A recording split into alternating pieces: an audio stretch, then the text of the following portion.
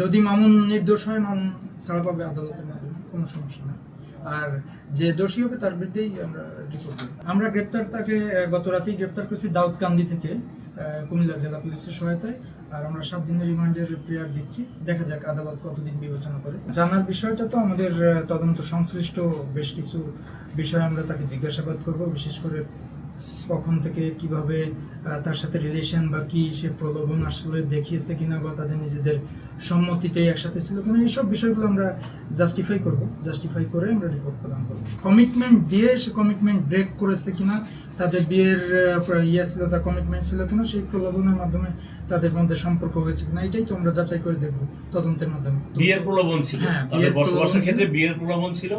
বিয়ের প্রলোভনে দেখাইয়া ধর্ষণের বিষয়টা এখানে আসছে পরবর্তীতে, যার কারণে এটা নারী শিশু আইনের 9-1 ধারা এই মামলাটা রুজু হয়।